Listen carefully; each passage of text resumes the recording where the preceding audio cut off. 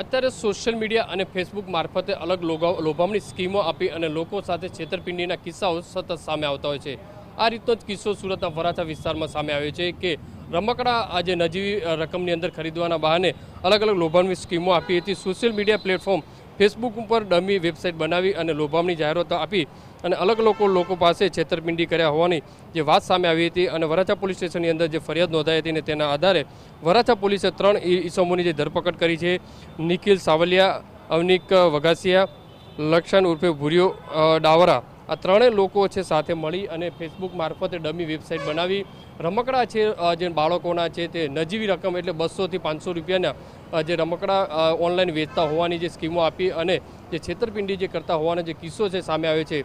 મહત્વની વસ્તુ એ છે કે નજીવી રકમ રાખતા એટલે જેથી લોકો છે તે પોલીસ સ્ટેશન સુધી ફરિયાદ કરવા ન પહોંચે, કારણ કે 500 જેટલી જે રકમ હોય છે તેને લઈને પોલીસ ધક્કા ના ખાવા પડે, જેથી લોકો ફરિયાદ કરવા જતા ન હતા। પણ વરાછાના એક યુવકને આ રીતે છેતરપિંડીનો ભોગ બનતાની સાથે પોલીસ સ્ટેશનની અંદર ફરિયાદ નોંધાવતાની સાથે પોલીસ દ્વારા જે તપાસ કરી છે લાખો રૂપિયાનું જે ટ્રાન્ઝેક્શન છે આ 3 ઈસમોના એકાઉન્ટની અંદર થયા હોવાનું પણ સામે આવી રહ્યું છે।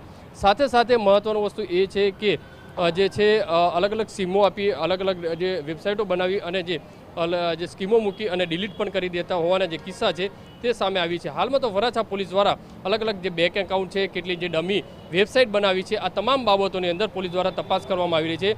3500 થી વધુ લોકો સાથે છેતરપિંડી કર્યા હોવાનું પણ સામે આવી રહ્યું છે। કેમેરામેન સંજય ચંડલ સાથે બલદેવ સુતાર, TV9 સુરત।